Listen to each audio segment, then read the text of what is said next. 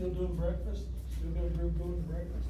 Pardon me? Still got a group going to breakfast? Oh, it's all, Steve's got, cancer. Yeah. And he's on oxygen all the He's time. keeping me safe. And Paul just got over his fourth back surgery.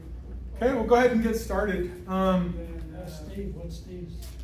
Thanks for coming to the What's August Steve's meeting of problem? Rocky Mountain Anglers.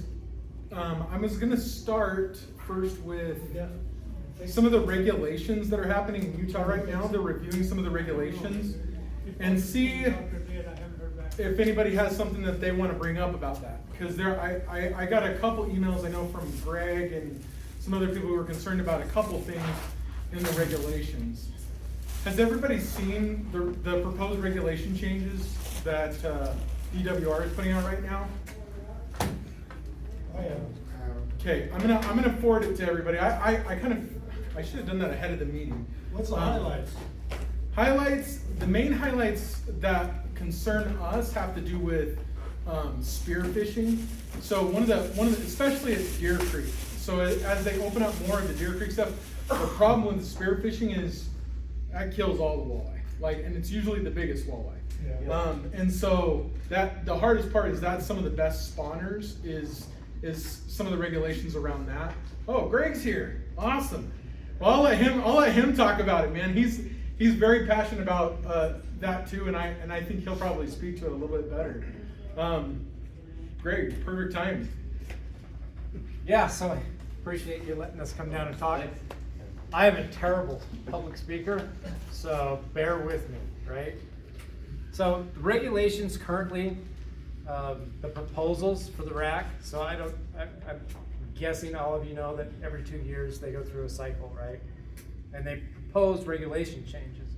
This year, they're proposing that spearfishing can happen 24/7, and they're proposing that you can use artificial light for chub only. But that leaves a lot of sketchiness, right? So how many guys are actually going out for chub? And they could say they're there for chub, but honestly be there for something else. My biggest concern is with Deer Creek and Starvation, especially Starvation. The water's clear enough and the females are vulnerable enough that it's fairly easy to hit them. I mean, I was up there in the spring, I could see them down 20 feet. I could see the big females and 10 males just rolling around, right?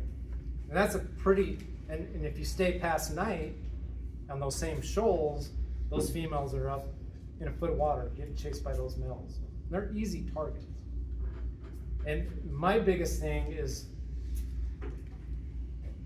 that we don't have a real trophy fishery in Utah for walleye, right? I mean, we do produce trophy walleyes. They're available for us, but not in great numbers. And every time somebody kills one, it's just one less for us anglers to target. Walleye do not have there isn't really a voice for the walleye anglers in the state anymore. Rocky Mountain anglers used to be that voice. Things have kind of changed, right? We used to go to the RAC meetings, we used to voice our opinions and vote on proposals and whatnot. And maybe not all of you agree with me on this, but I don't see that it's a good proposal from the DWR. And my proposal would be, and I don't care that people spearfish, don't get me wrong, if that's their passion in life, have at it. But I think Deer Creek and Starvation particularly should be protected from March 1st through the middle of May to protect those big females because they are vulnerable. And I just came here to voice my opinion and see if the club wanted to vote on a proposal that, hey, we oppose this new regulation change. Or if you guys don't, I totally understand. I'm not trying to force anybody to agree with my opinion on this. But I think it's a bad proposal. I think it's a bad look for the DWR to allow spearfishing at night for female walleye when they're spawning and they're vulnerable. That's my piece on that. No, thanks, Roger, can I make a motion that we vote as a club and be able to add our voice behind it if the vote is yes in favor of not allowing protected with honorable female in the spot. Yeah, I second. All in favor of following the proposal, or backing the proposal? And then what I'd like to do if we do back the proposal is write up a formal letter from the club and have the board sign it, and then we send it in, and we can get it straight to Craig Walker or someone, you know, high up, so that they can see what we're doing. Because I think also the way that they sampled was kind of crazy. You know, Ben was pointing that out to me too. How they sampled what anglers in Utah want was kind of. How many people got a survey this year? Yeah, most of these guys didn't even know when I brought it up. They were I like, didn't get one either. Yeah, so we're underrepresented, and if we don't speak up, then we're not gonna be heard. I have a question on that. Do they do the hunting stuff at the same time they do this fishing one? Is that a separate? I think it's all proposals at the same time, so I think they do hunting proposals. So how do you look those up and find them? Because I wanna see because they changed something that kind of pissed me off. I'm a hunter also, I'm archery, and they moved the take bear season 1 week into the archery season. So this Saturday, I'm going archery, deer, and elk hunting. But the bear take season, so you have trucks with dogs on the back, then they turn the dogs loose when they get a scent, and these dogs are running through the forest, barking, chasing after a bear. And that just calls all the deer and elk. Hey, you guys, come on over here. You know? Yeah. And we're in camouflage. Right. And they got a rifle, or Right. well, it's any legal weapon to Right. kill this bear when they tree it. Yeah. So we're trying not to be seen on the hillside, and they say, well, we looked up there and didn't see anyone, so we took the shot, and it missed, and they got that guy. Well, we're trying not to be seen. You should see us. If I don't look like a tree, I'm doing something wrong. You know? Well, I think a lot of these proposals and regulations get put in motion from people that have greater influence than us. Yeah. Money. Exactly. Really? Something Yeah, the else. silent. Well, I think we've become the silent majority. We need to be a little bit louder. And that's one thing I've noticed. I don't know if you guys follow tournament trails, but BASS, the NWT, the walleye tournament. Like in BAS, there's those guys complain. Bass anglers complain. But you don't hear complaining come from NWT and it all had to do with this live sonar, right? There was a lot of squawking about that. But I just think as a group, walleye anglers, we don't complain. I do. In fact, Chris Penny, he gets an email from me all the time because and he says I'm the only one that's complaining. I'm the only one that is asking for stricter regulations and whatnot on the walleye.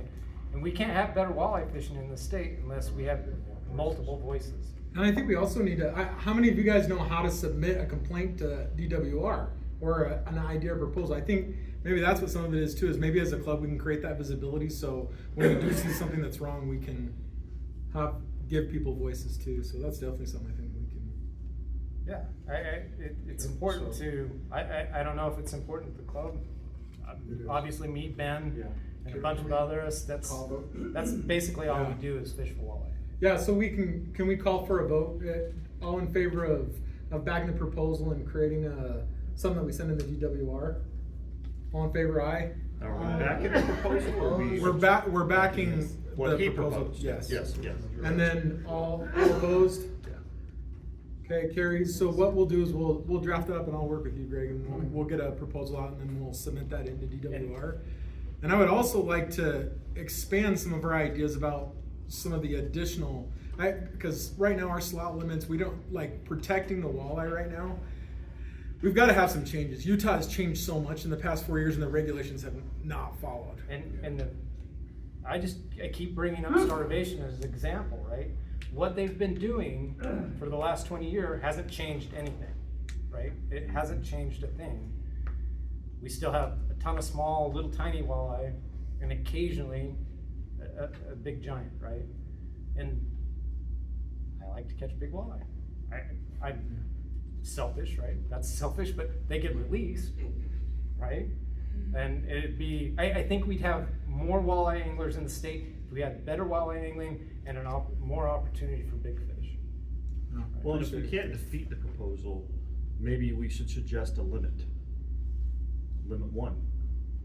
Well, Female. technically it is, because it's only 1/24, right? So technically it already is, But there's I no think way it's it's more the going to get season enforced. too. Yeah. Yeah, the season. There's nobody out there to enforce it.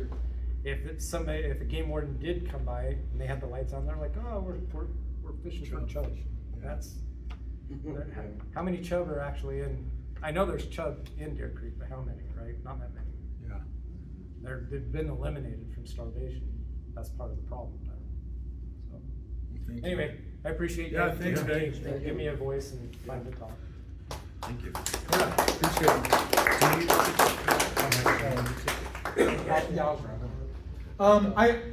I know we have a presentation today, and I wanna make sure that we have plenty of time.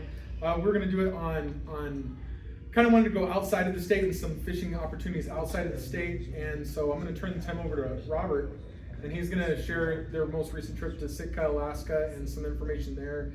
And if you wanted to go to Alaska, kind of some self-charted. I went a different year, kind of with the same group, and it was a lot of fun. So turn the time over to Robert, and then towards the end, we'll take care of some extra business for the club. Sounds good. Like you said, we went to Sitka, Alaska this last week. It was an amazing trip. And built a little slideshow, kind of show some pictures and kind of what we did and how we did it.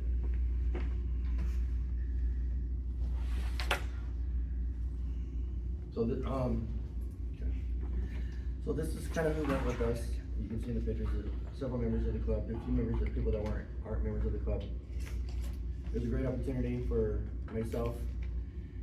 Never been to Alaska before, so it's kind of one of those bucket list items.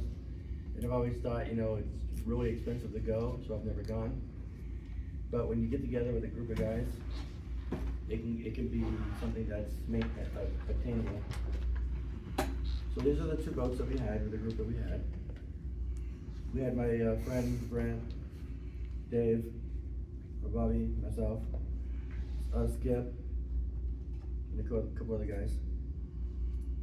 Tim's driving. Tim, yeah. There's the group. So here's a group of all the people. This is one of the days of the catch we caught.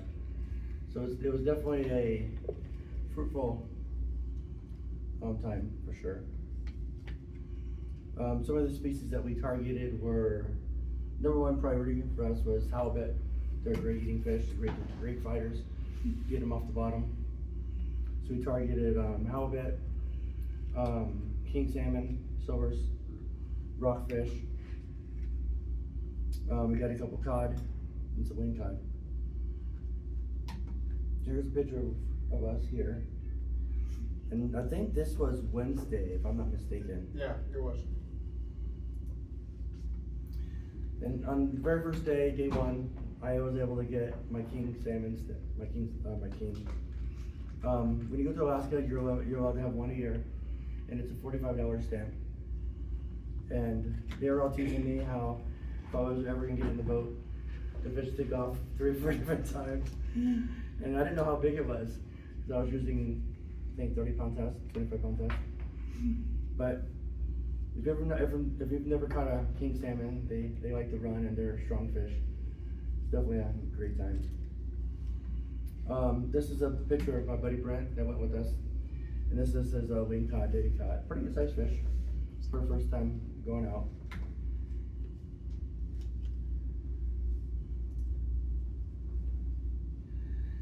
These are 2 fish that my buddy Brent and I caught. He caught a bigger yellow eye, I caught a small one. As we're in the morning, I think it was Wednesday, right? Was it Wednesday? I think it was, Dave. Yeah, it was. We had several days there that it was really foggy and you couldn't really see much of anything. So we're in this spot fishing for halibut.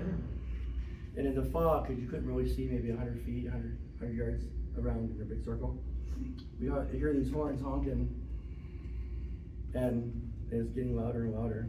So apparently we were fishing pretty close to the path of the cruise ships going to the port. So I got this picture, it looked kind of cool, so I thought I'd share it. Sitka is a big port for a lot of cruise ships. That's one of the destinations that they go. So That's freaky when you're in a little boat and that big thing. well, yeah, there's huge things coming up to us, and I'm like, are we too close? We were here first, but they got a bigger boat. And surprisingly, interestingly, after it passed, I mean, it's moving fairly slow, but there really wasn't much wake. Mhm. We didn't get tossed about after Yeah. that ship passed. The boats that we use are really pretty good boats. They're 21-foot U-Crafts.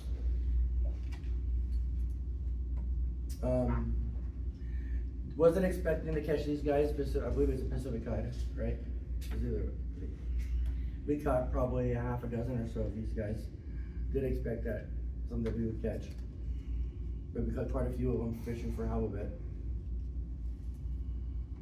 Here's Dave's halibut, or one of them that he caught. Little chicken. Yep. Okay, so now we are gonna watch a video of Dave reeling in a fish. And he's gonna laugh at me because before we watched the video though, he was telling me, hey, no one ever takes pictures of me.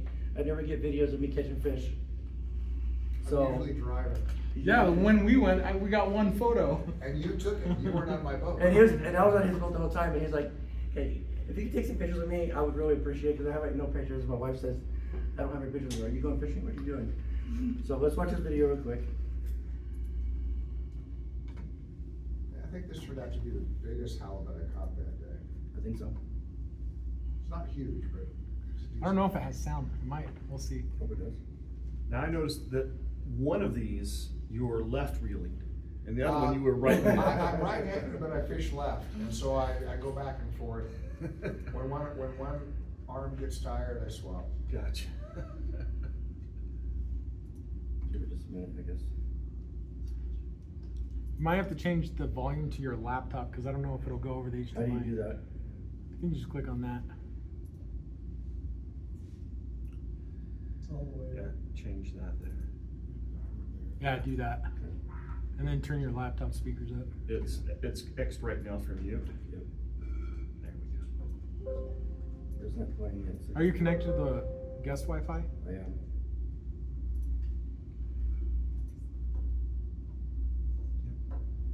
Yeah.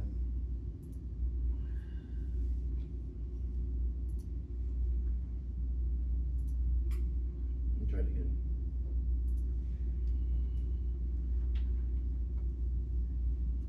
We're not really missing all that much if we don't watch it.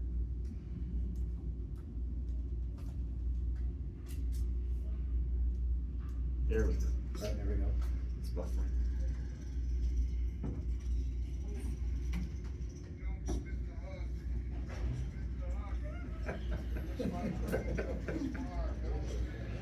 As soon as you see color, let me know.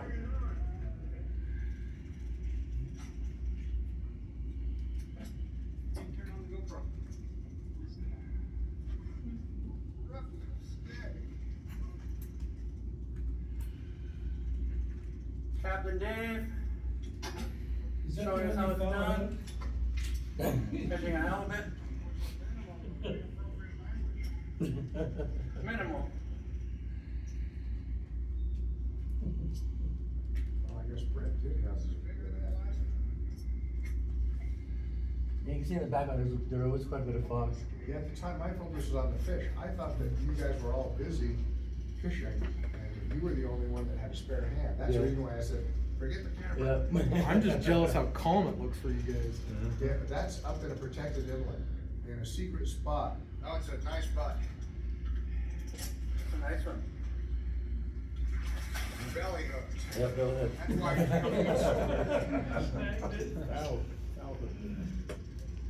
Okay.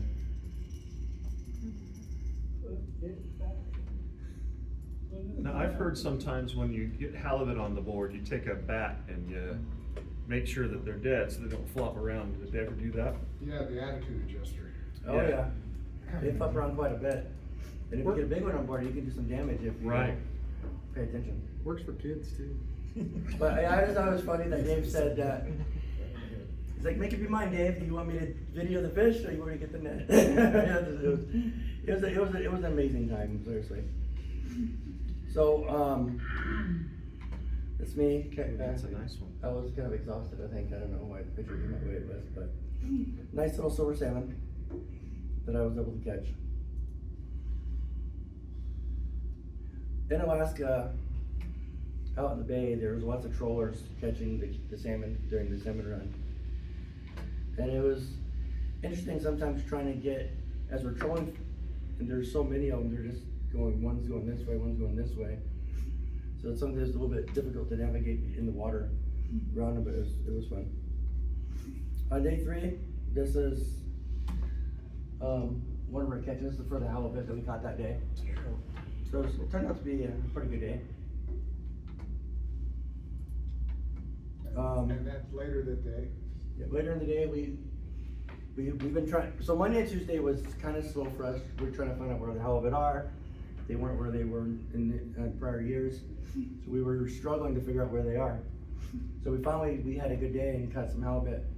So Dave was able to cook us up some halibut, and it was amazing. It was the first time I ever had halibut, and let's just say, I came home and had some halibut. That's right. I even cooked it the same way you did. I noticed your picture. So yeah, it was amazing. So when we go fishing, we share all the work, right? You know, we stop probably around 2 or 3 o'clock in the day, depending on the day. We all go to the cleaning station, which is in the bay. Everyone works to clean the fish. Once we clean the fish, we take them back, we process them, and then put them away. Here's a picture of Tim. He had a fish on. I was trying to get his attention, but he was busy trying Yeah, to see the fat pole, Tim. catch his ball, or catch his fish. So I did get a few pictures of you guys, not as much as I was hoping. But as you can see, the water was so calm. It was such a peaceful time. And the weather when we were there Monday through Thursday, it was like 70 degrees, very minimal wind. Friday we had a little bit of rain, but in the morning time it was beautiful. Is that by the Bjorka? Is that by the Bjorkas? No, that's a stone throw. We were actually fishing with cell phone coverage. Wow. That's right next to the, Right where they port. We were 15 to the minutes from the North bunkhouse. cruise ship. Really? Yeah. We saved money on fuel this year. Yeah. Oh man. Yeah, so I we- was barking for nothing. We got a new spot. No, it was that's, fun to watch. Yeah. We got a new spot that's, Nice. I believe this was where Tim, you were trying that fish and it broke, and then you decided to go heavier. what's that? I believe this is when you had that one fish on that you lost. Oh, it is, I'm Yeah. sure it is, cause that was one of the few times I fished back there, Yeah. so. So this is what we do. We get all the fish, take them from the cleaning station, bring them here. We have basically a semi-line. Someone cleans the, they just make sure all the fish is cleaned correctly. We And clean this them. facility is included with the price of the bunkhouse where we're staying. Yeah. And so we just clean it, we process the fish, we put them in the freezer, that way they stay cold for our trip. This is a picture of Brent, and he caught his king, or it's one of his silvers actually, sorry. I think this was day 5 on some of this halibut and some of the salmon that we were able to catch. I didn't get the bottom of your fish, sorry Tim. Alright. But this is Tim's big one that he caught. He actually caught the biggest one. Disappointing to call out that big, but for this trip, that wasn't bad. Yeah, that wasn't bad. The big one of the trip. It was awesome time though. Just putting ice down below, I believe. Yeah, it's a sea lion bag and skip for a fish head, and he refused to feed it. Oh, yeah, you should see line behind him, yeah. And then closing ceremony, we typically will go to, what is it? Sitka Hotel. Yeah, Sitka Hotel. And we'll eat together. Some of the guys went to a different place, but we few of us got together and we had dinner. So it's a great opportunity for people to get out there and go fishing, where it's relatively inexpensive. Yes. Yeah, so tell them how you guys do it cheap, because I think a lot of guys don't know about self-chartering. Most people think you got to charter a guy. Yes, that's one of the reasons why we wanted to bring up some people from the club. So now, 3-4 club members have come up with us over the last few years. If you drive a boat around here and you come and try it once, you can do it on your own. But self-chartering has some benefits. The charter guys have to be outside a geographical limit, out on more open water. Self-charters can fish anywhere they want. The charter guys, you get 1 halibut a day and it has to be of a certain size. Self-charters, you get 2 a day and there's no size limit. And we did under $1,300 per person for 5 full days of fishing. That includes lodging, boat, all the boat expenses, all the bait, all the gas, everything. So Lost tackle. tackle, everything. Yeah. So it was under $1,300 per person. 6 nights lodging, 5 days fishing. Airfare to Alaska is anywhere from $500 to I paid $500 to I paid $1,000. $750 for mine. Yeah, $750 is usually fairly typical on Alaska Air. But for under $2,500, you can And go that's fishing in Alaska. 1/4 the price of most 5-day charters in the Sitka area. I looked a couple up and they're about $5,000 to $6,000 per week per person, and that doesn't include airfare. So it's not cheap, but it's relatively affordable compared especially to the charters. I mean, if you saw the Adam Eagle shows that he did recently this summer, showing, Water's Edge, I think is the charter that he was showing. Great place, but I think that one's closer to 7,000 for 5 days fishing. Yeah. Like I say, we are way under 1/4 of Yeah, but they that. clean your fish, so that's what They clean their fish, they clean your fish, they process your fish, they cook the meals and they feed you. But I'm sorry, you can go catch double the halibut, Yeah. you know? I mean, So it's kind of nice, we really like self-chartering. Yeah. Booking, you might wanna book 2 years in advance, cause right now, prime season, July and August is pretty much sold out to match up when are their boats and when is that particular lodging location available. We should point that out, that we stay at the Fisherman's Way, which has fishermen's bunkhouses. So we're sleeping 8 or 9 people to 1 bunkhouse. And that greatly reduces the cost when we split it across 8 or 9 people. absolutely. A couple of you guys know what that. But it's experience is. very nice. But otherwise, you're staying in a hotel, and it's gonna cost you way more. So And the you have to get bunkhouse from is the hotel to the water. Right, the bunkhouse is right on the water, and that's what pivots us to make it cheap, is you get cheap lodging. Well, and we described it as a bunkhouse and you thought really rustic. I was expecting it to be like a low budget, not that great of a bunkhouse, but honestly, it had a kitchen, a nice bathroom, it even has 1 bedroom. And it sleeps like 9 people comfortably. And washer and dryer and Yeah. great location and a fish processing station with commercial freezers and vacuum processing and, yeah, it's incredible. It's the best we've Next to an found so outfitter far. supply store, so anything you want is there. If Joel doesn't have it, the outfitter does. And there's a tackle shop ruler right next door. That's what I'm so saying, if you the need to outfitter, tackle and sell it. it fast, so. Yeah. next to So if you want outfitter. any more information, talk to Robert, he can put you onto it. Yeah. And we sort of wanted to have Robert talk tonight about it because he's looking at it through fresh eyes. Yeah, I mean, it's a great opportunity. I didn't know what to expect. I know everyone goes to Alaska and they catch a lot of fish. But I was anticipating, going to Alaska and I get skunked. Just because that's my luck sometimes. But honestly, it was a great time. We've caught a ton of fish. We saw whales, Yeah. we saw humpback, we saw sea lions. I probably came from me to 10 probably, from Humpback Well. Lots of bald eagles. Tell them how you get your We fish saw on. otters, we didn't see as many orca and porpoises here as Yeah. we often do. One thing I really thought was really cool is, you go fishing here and you see fish jump occasionally. But we're seeing big silvers, 10 pounds, jumping out of the water Clear like now. every 30 seconds. By the It's hundred. crazy. By the hundred. By the hundreds, yeah. Yeah. Tell them how you get your fish home. Yeah, So- cause there's any custom regulations. So right? honestly, the fishing for the salmon is a lot like we do here. No, I mean, how do you get them home from Alaska? Oh. Yeah. Yeah, so when we went up, everyone took a cooler, and we brought food up with us. We did food assignments. Different people bringing different things, that way we don't all bring the same stuff. We take a cooler up. There's a refrigerator there, so we put everything in the kitchen. And then the freezing facility that we showed you at the processing center, we go there the morning of we leave, and we just load the coolers up with the fish. And if you're over, and there's a scale there, if you're overweight, you just get a fish box.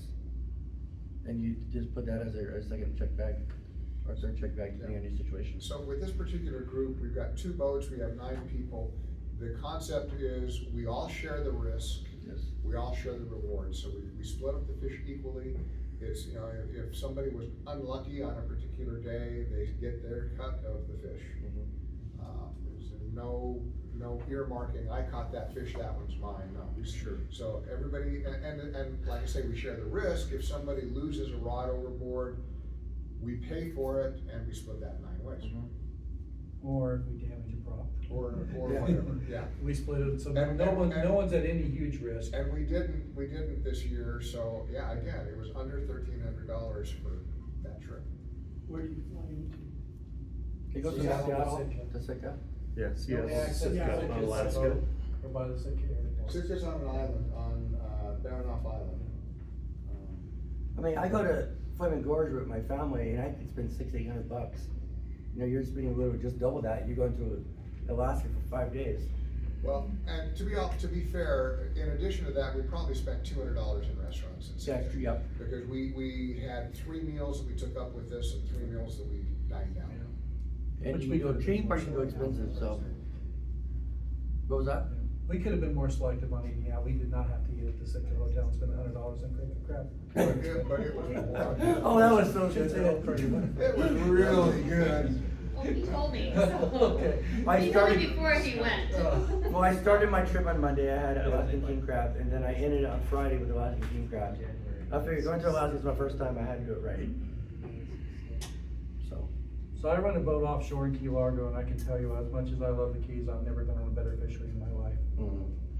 It's absolutely astounding. But what's funny about this trip is we went on boat rides hour away and catch nothing, and then we went 15 minutes away and we limited it out. Yeah.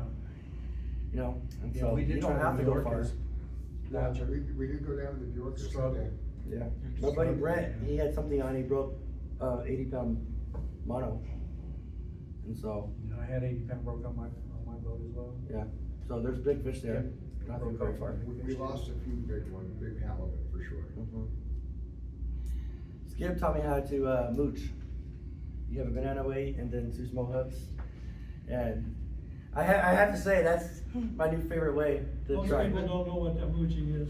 We're gonna have Think to- of it as a Carolina rig on steroids. Okay. You should pull up the map so people can kind of see where you're talking about if you Map? can. Yeah. Maybe a Sitka and just Oh, where yeah, you're if you fishing. want to call it, pull And then up, maybe show like, where the Google Earth. boundaries are. Yeah. Yeah.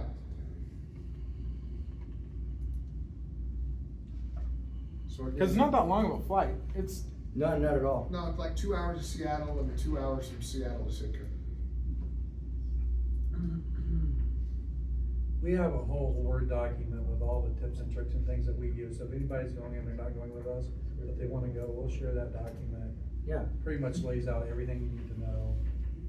those flashing squids, are those still your money ticket? They did well. They did well. One of the fishermen was using pretty regularly. He did catch some big fish with that, so, Yeah. yeah. Having a little electric flasher on it. Yeah. Hey, I use the biz bait rig and I use the mooching, that's pretty much the 2 methods that I did. We that I anchored caught up fish on. actually in that protected sound because it was like a sand gravel bottom. And that's the way to fish that area. Anchoring up with a chum bag on the anchor, so the current is carrying that scent back. Halibut will come for miles to follow the scent. And everybody's fishing straight down, there's no back trolling, there's no drifting, it was definitely ideal. It was so much different than when you would never have been sick. And we could have done that when you were there, but we didn't know it existed. So we're on every year we learn something major, right? Every year we go up there, we get some Yeah, epiphany sure. about, oh wow, this works, oh wow, we can do this, so. Yeah. Are you fishing the tides? So we fish, the best halibut time is an hour before tide change and an hour after. They're better. So we fish Slack those. tide time.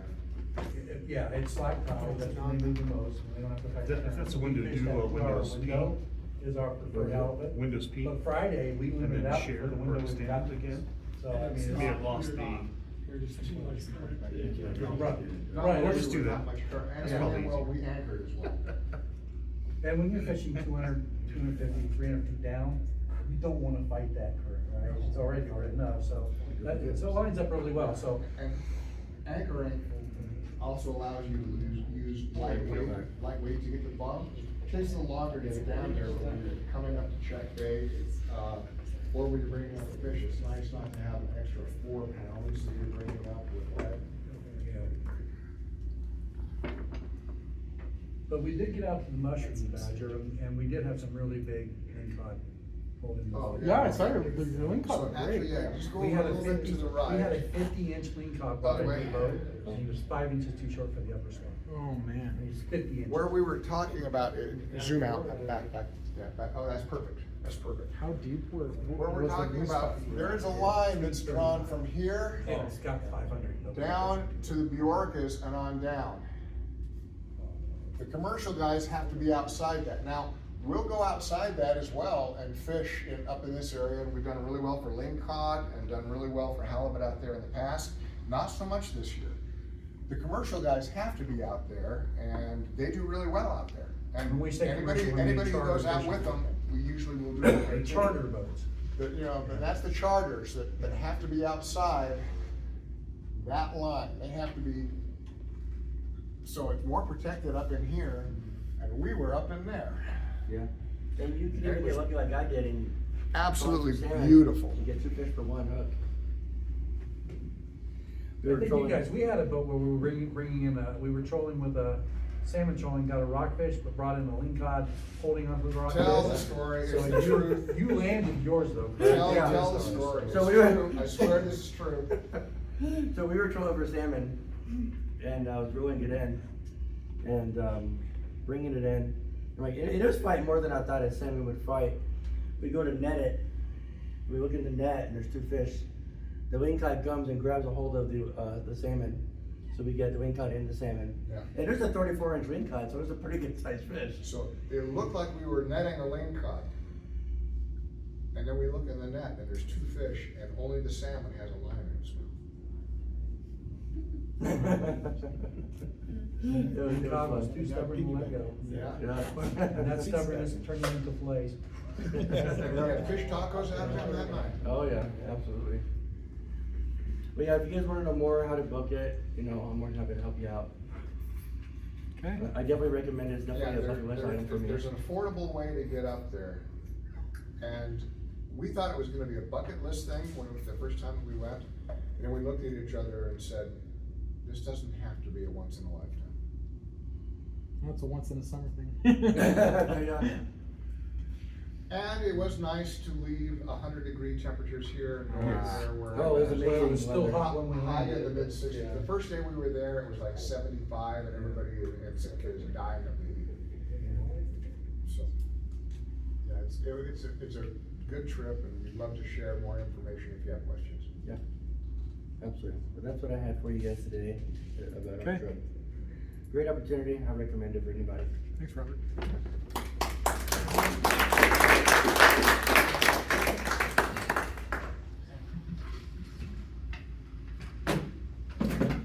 So a couple other things I wanted to talk about is Starvation Classic's coming up, and I know Braden and I are gonna fish in it, and there might be some other people from the club fishing in it, maybe not. I know these guys win it half the time, so yeah, you guys. Oh, it plays in the top 5 at least. Yeah. Yeah, we've only won it once. Yeah. You get some good fish there though. I need more people, so. We do need more people. There's an opportunity. I know me and Braden got a pretty big Airbnb up there, and so if you're interested in coming up to either fish it or to volunteer, Dave or Skip, do you want to kind of tell what you did last year for volunteering, just real quick? I kept track of the boats coming in at the end of the day, and logged them in as far as their boat number, and, so that they were in before the whistle, before the deadline.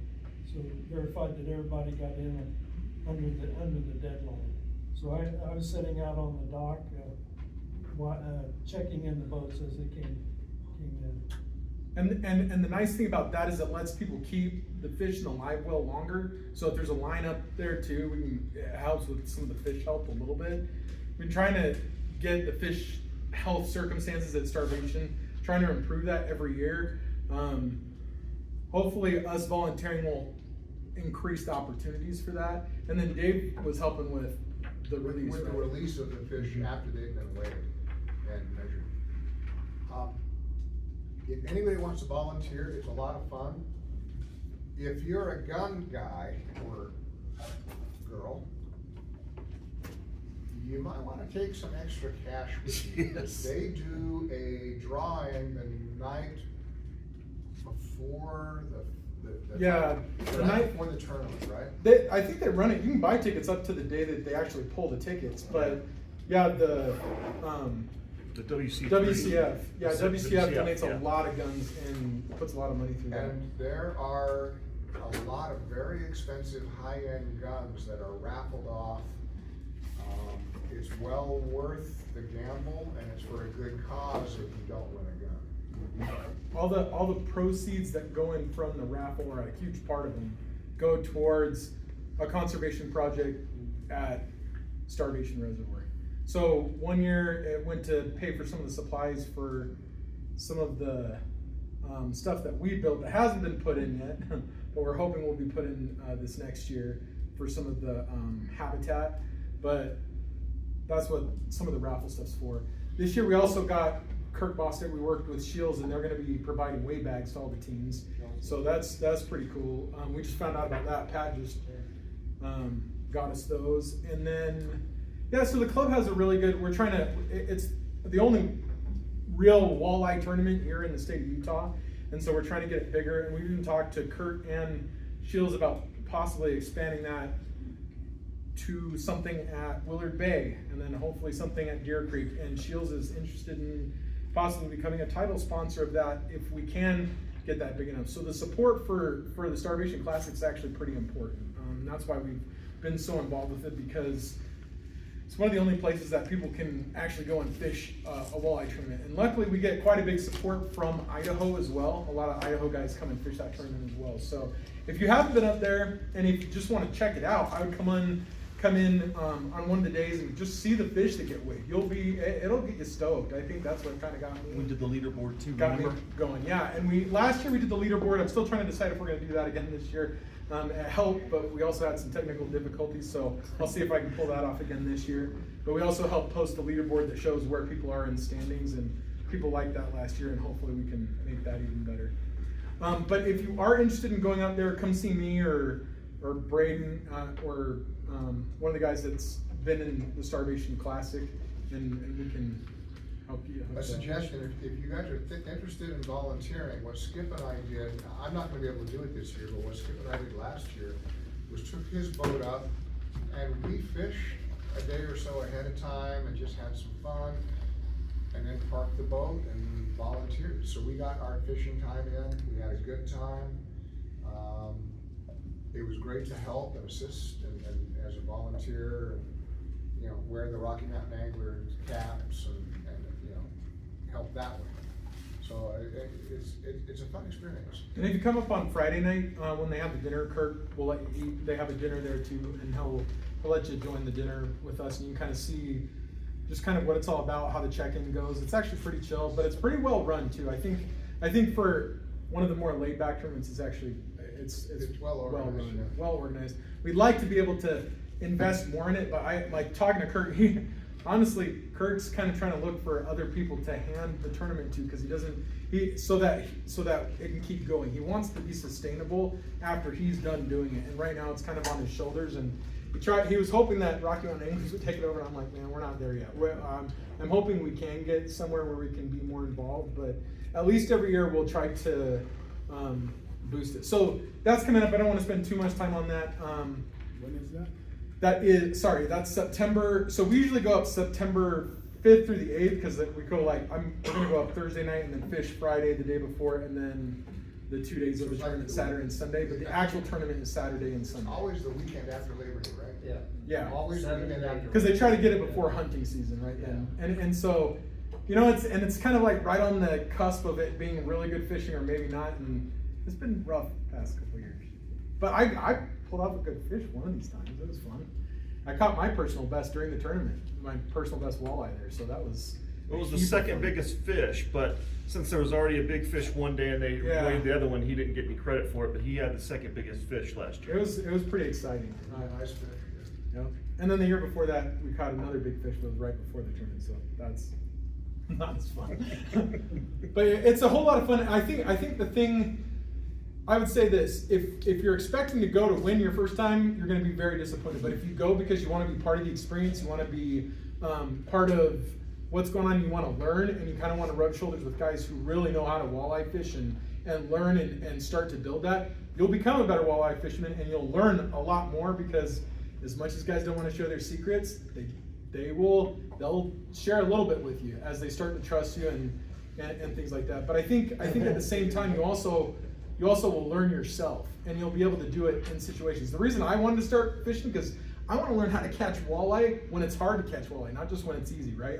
I learned how to catch walleye when walleye fishing is good, and anybody can catch it if you're using the right stuff. But dialing it in, and I think that's the thing that makes it kind of fun. So if that's what you're into, or you want to try it, or even just get a taste, we can get you paired up. And as far as the cost, the other thing is the sponsorship. We already approved that we would split a sponsorship. So what we do is we take one sponsorship, the cost of one sponsorship, which is $300, and anybody who's in a team that goes to that tournament, we split the tuition of, well, I call it tuition, what do you call it? Sponsorship. Entry fee. Yeah, across the team. So like if you're a member of Rocky Mountain Anglers, you can get some of your feedback. And that's the key. If you're a dues paying member, Yeah. and you're gonna go fish it, so if two teams go up, each get half off of their. Yeah, we used to mostly just sponsor Ben because he was the only one who went out there, but now we're getting some more people, so we wanted to encourage more people, so right offset now the cost we're for gonna- more. You're probably gonna have 3 teams up there at least. Are you doing the comeback kid award? Yeah, we also sponsor the Comeback Kid Award, and we've already approved that for this year, so, and that's, I think, $250 so. 250, I think. Yeah, and so what that is whoever does the biggest improvement from the first day to the second day, as far as their bag weight, we sponsor that award as well as a club, so. Are we doing the same Airbnb? Yeah. Okay. Yeah, and we've already got ours reserved. So if you're interested, we've got an Airbnb that we split, and it makes it pretty affordable to be up there, and it's actually it's a Nice. cool Airbnb Mhm. up there. They've got this like weird like honeycomb shaped cabin thing that's Like a built on yurt. the side of, Yeah. yeah, it's like Like a a yurt, yurt. but it's attached to a regular house. So Oh. it's pretty cool. But yeah, even if you just wanna come talk to me, and I'll tell you, we can get you set up so that you can come up there and have some fun. I think, can you give us a financial report? Is that okay? Just let us know where we're at as far as the funds. Sure. While you're looking that up, there was one other piece of business.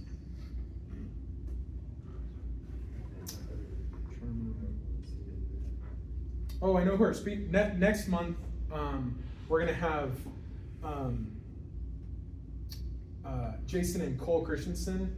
I don't know if you know, but they're like amazing lake trout fishermen, and they taught us how to lake trout, and so they're gonna be talking about lake trout next month, because that's kind of gonna be prime time for lake trout fishing. Flaming Gorge, we've been with them to Flaming Gorge and Bear Lake, and they've put us on fish both times we've been up there. Well, and I was wondering about, so that's September's meeting. October, after we get past the Classic, if you guys that win, you know who I'm looking at, could get part of the presentation. I was even wondering about asking Natalie Boren to come and talk about future plans for Starvation. Well, Natalie's not over Starvation. Oh, isn't she anymore? She got promoted. Oh, Host okay, Sway. never mind. Yeah. Is, yeah. Okay. He's the guy that took over. Who is it? So just a Host thought. Sway? Host Way, that's a cool Yeah. name. So just a thought, JOSU. my suggestion would be, if it's okay with everybody, is that the October meeting topic be the report on the Starvation Classic, my goes to the fishing. I also would honestly kind of like to get a report back on it, because we spent money and we built those habitat structures. I'd like to know when they're going in and kind of get some ideas of what those plans are as well, so. Because the water's too high. We used them for a trout lake. Yeah, totally. No, I think it was, they had to get final approval, and there was some wording in the approval document or whatever, and then, I don't know. So that's why I want to get a follow-up on it, especially if, we put some effort into it. We should report back to the club. Yeah, go ahead. So currently, Shields at the beginning of the year has been an awesome sponsor. They gave us a $1,000 gift card. And so that has really been funding the raffles that we have. We haven't needed to dip into the money that we've raised throughout the year. So there's $505 left on that gift card. So, and then in addition to that, our checking account is $871.56. And then we have a money market account for the club that's currently at $2602. So far, I think we've done pretty well and in a good position so far this year. So. Yeah, and what we're hoping to do is bring back the end of the year banquet, and the idea is eventually try to get back to some of the traditions that Rocky Mountain Anglers did. So we're trying to be a little bit more frugal, so we can do something like that and have a social event at the end of the year. We also can't use Shields' place in December because they're just way too busy here, and so that'll be our December meeting that we plan on doing as well. And we'll do we'll give you some more information about that. Was there any other club business that needed to be brought up? Okay, last 5 minutes. Who's been fishing? Where you been fishing? What's been working? So we had a family reunion up in Island Park, Idaho, and me and my brother-in-law, he found a spot up on the Buffalo River up there, and was doing some fly fishing, and there was a guy that he was talking to. He's one of those sociable guys that can just talk to people and find out their life stories and stuff, but he found a guy who was retired that owned a fly shop. They hand him a little peacock, a peacock nymph, which has a bead on it and has some purple in the body, and it has a parachute, which is basically wings on it.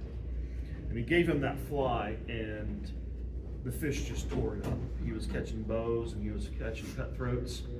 And so we went back this past Saturday, and I'm just kind of learning how to do fly fishing.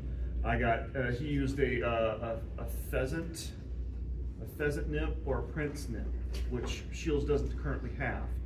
But on the Buffalo River, where there's a ranger station and a road right to the right of the ranger station up there. You follow that to the power lines, and you follow that, takes you all the way to the river, and then you go in the river about 300-400 feet where it kind of opens up a little bit, and there's these little 6-8 foot pools, not very deep, but the fish are hiding in the reeds, and they come out in these pools. And we were casting them out, we were getting bites, and I landed 2 10-inch rainbows and stuff like that. But really good experience, catching fish, getting bites, everything like that. And so, yeah, had a really fun time up there.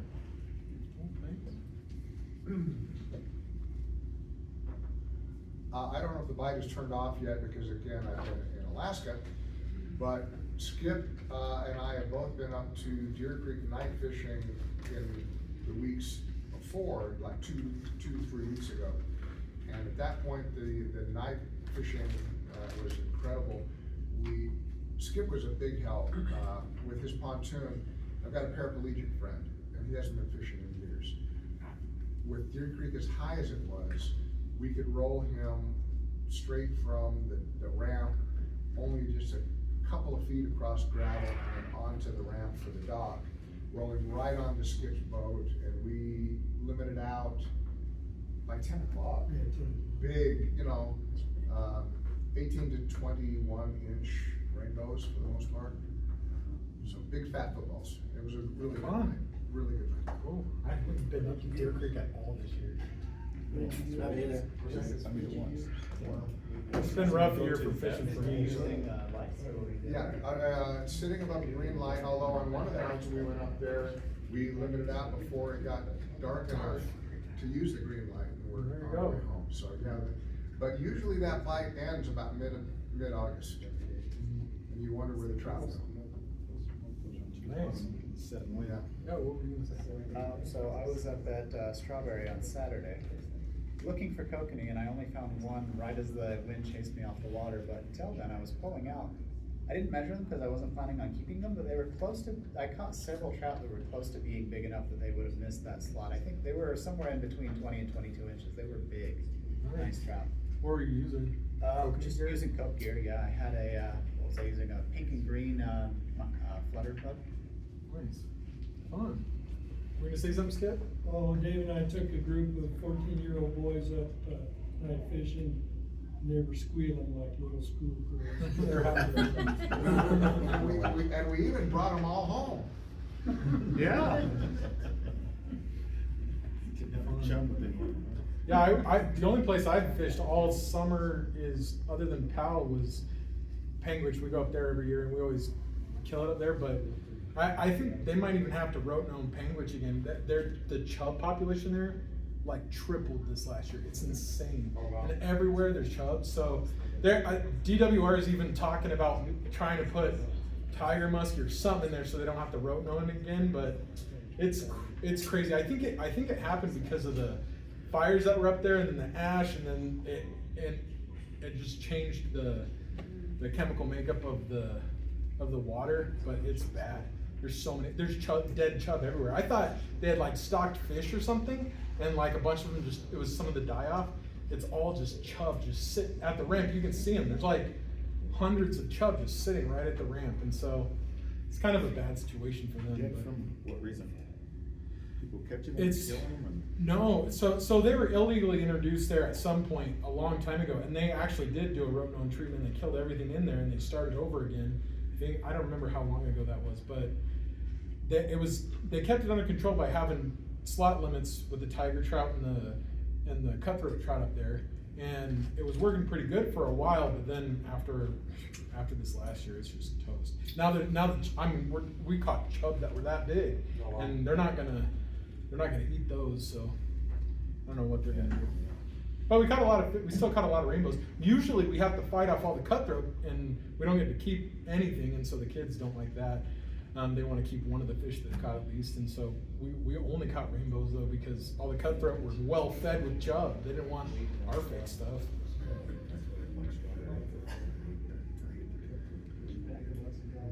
Who else has been fishing?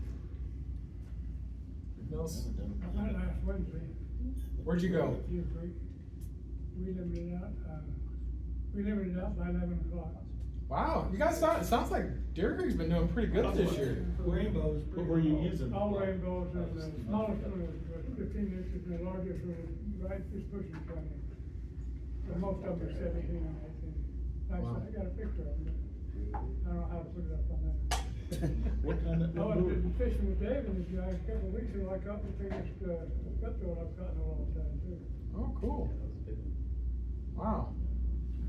Good stuff. Okay, we're out of time. Anybody else got something before we end? All right, I propose we end the meeting. Can I get a second? Do we have the raffle yet? Oh, the raffle. Yeah, we'll do. Okay, let's do the raffle real fast. So we've got a few different things here. Who wants to draw? You want to draw? Jesse, you come draw. Yeah, Jesse, go draw. Yeah, Jesse. You can still win if you draw. Hey, they got money badgers back in. Yeah. Yeah, they're not cheap. Yeah. They also got some of the jigging wraps. They're on sale. Yeah. Yeah, that's what. So we use the Shields gift card money, and these jigging wraps are great. Buy two Buy two get one free. right now. So those are some pretty good colors. And then we also got some stuff for some lake trout, since lake trout's coming up too. So we got some big tube jigs and we got some smaller ones. We figured to use those at Strawberry. And we'll go ahead and draw. So go ahead and pick your tickets. Just keep them coming. Katie, will you hand them out to whoever wants? How will she know if she got one? She'll read it. So say the last three numbers. 248. 248. All right. Got a perch colored jigging rat right there. Two 246. Woohoo!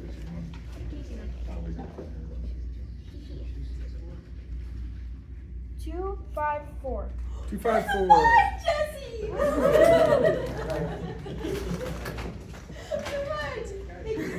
This is a perch colored money badger. 264. 264. You like those? They have really good action. And this one's more like a thread fin shad kind of colored. 250. 250. Hey. Hey. Ooh. Money badger for little badger. Yay. Okay, we're gonna do this as a well, we'll do these big tubes for lake trout. 243. 243. There you go. Yay. And then we've got some tube jig weights and hooks. These are really nice, and you shove them in a tube jig. They've got an eye on them so that it makes the tube stay flat. They're good in the middle. 256. That's you. Yay! You got some tube jig weights. She's like, I'm not gonna use those. I will. Okay, we got some white tube jigs. These are hot at Strawberry for cutthroat. 263. So close. 263. That's probably mine. Probably. Do it again. Yeah, that would be yours. Was it? Yeah. 260. Yeah. Yay! And then we've got some, so these are Ned's bait box. These are tube jigs also. A little bit smaller. 252. Oh, it's so close. Yeah. There you go. All right. Okay, and those are just. There's still some baits over there. No, that's mine. That's stuff I was shopping before I didn't have time to pay for it. That's how they get us, right? So Shill's got some great stuff. They've actually got a lot of lake trout stuff already out right now. I was looking out there. They got a lot of Ned's bait box stuff out there and some other tube jigs. But I propose we end the meeting. Can I get a second? Second. All in favor? Aye. That's the majority. So we are. All right. Thanks, everybody.